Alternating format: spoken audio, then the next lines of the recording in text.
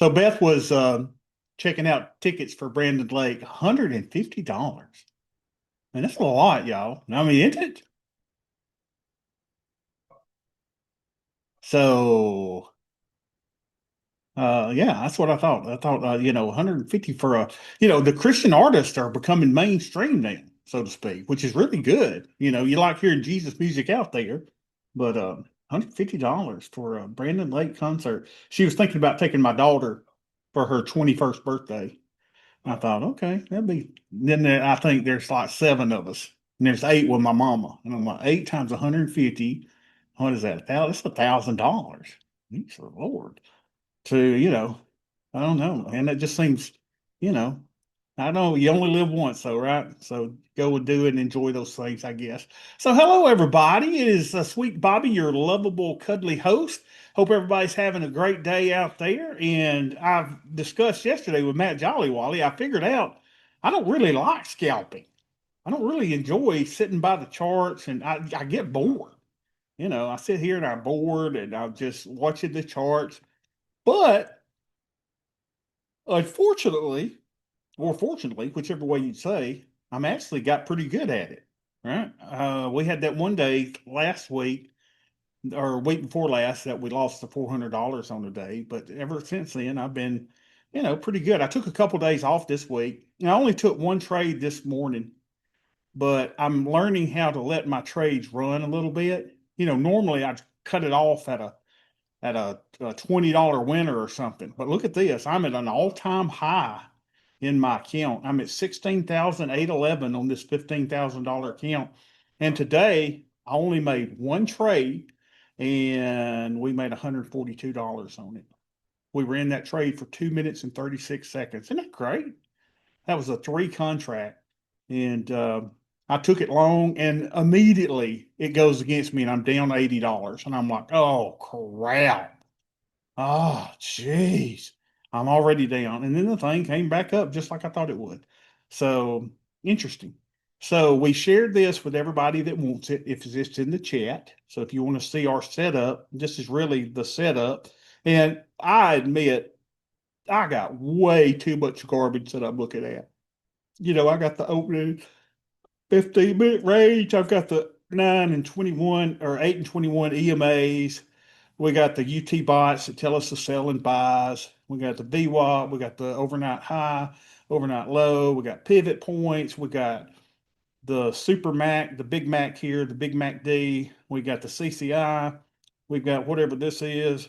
We just got junk all over the place. And then I've got the 15 second, I got the 1 minute, I got the 5 minute, you know. And I'm just like, if you guys are not scalping in muscadine, what do you talk about? Well, that's what we're going to do is I think I'm still going to do it, right? I think I'm still going to offer it to Muscadine Mafia, but I think it's only going to be for the morning. I'm already give up afternoon trading because, like I say, I just get bored with it. I get bored just sitting there and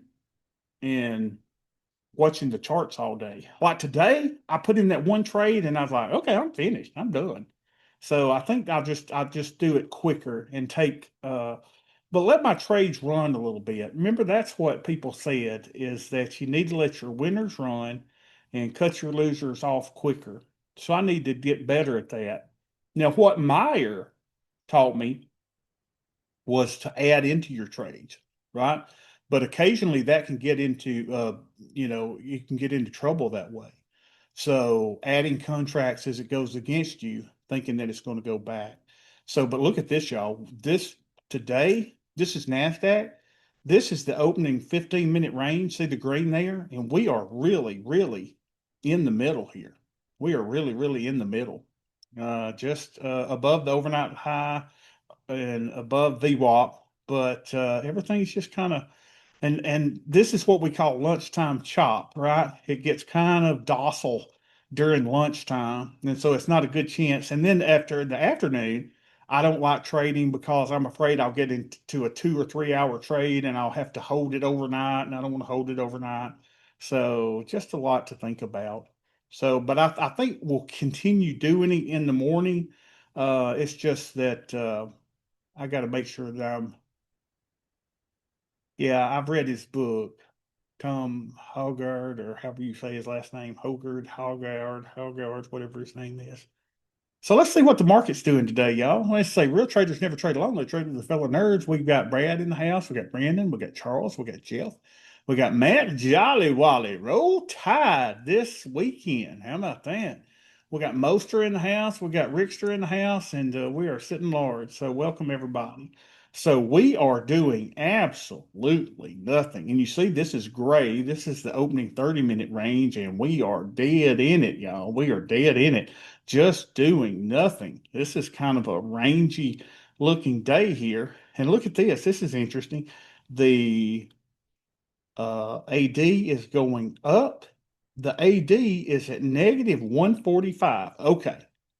This is one of those days that I might tell you to look for the last 30 minutes of the day for a sell-off. Why do I think that? Well, the AD low was negative 242. The AD high is negative 5.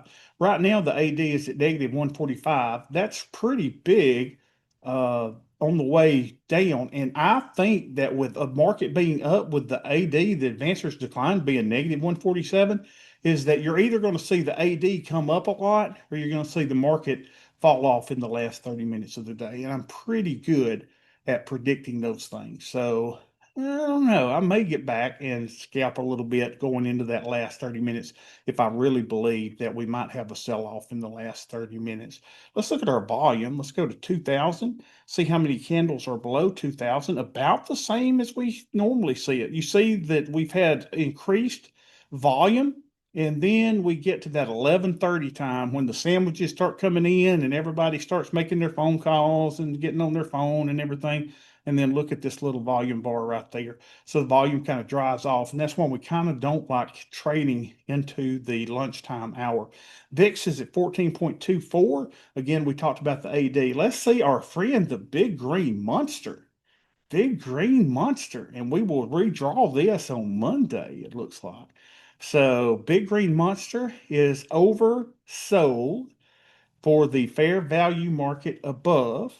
Now we've got compelling things that are pulling on it. We've got the point of control here that's pulling on price. We've got this little vacuum area here pulling on price, but at the same time we are oversold for the fair value market above.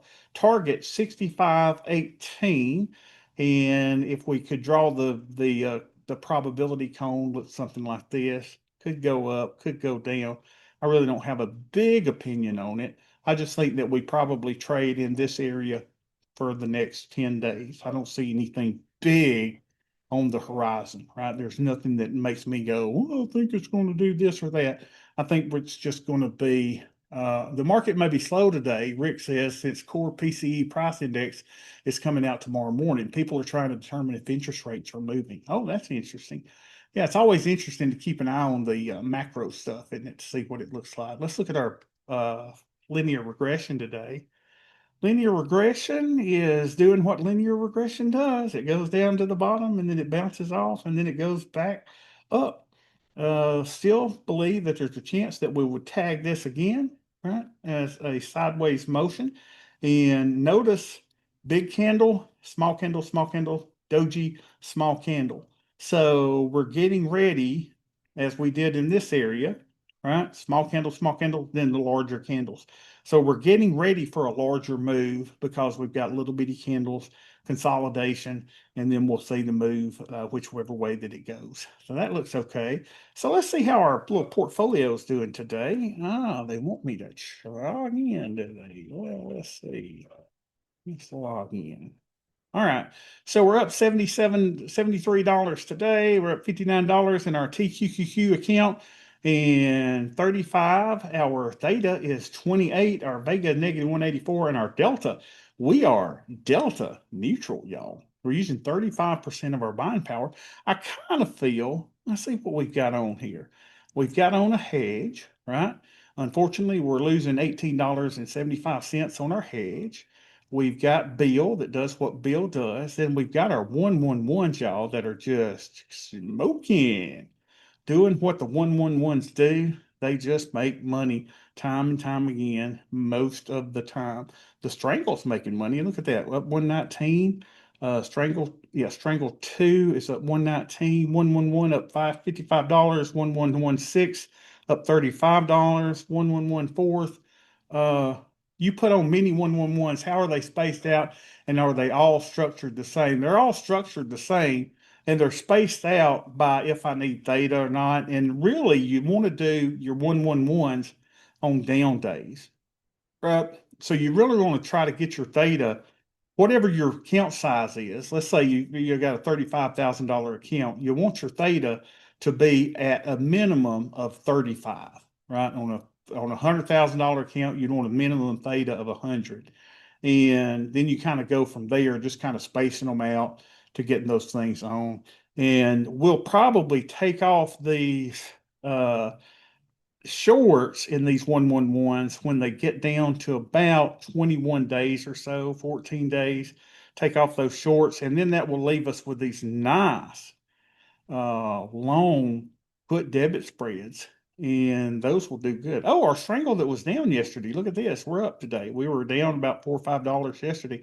We're up $25 today, as apparently volatility has come in. Let's look at the VIX. VIX is down 65 cents today. Let's look at the chart with VIX. Yep, VIX coming down. And this is why you got to be careful, though. Look at this, y'all. We are at the lows. You know, it just got a little bit lower right here, but we are at the lows in VIX. And expect, I told you we had those small candles, expect to have some big movements in some way. And it would look like the big movements might be to the downside in the E-minis, which would focus our little attention here a little. So you just don't want to get hurt too much.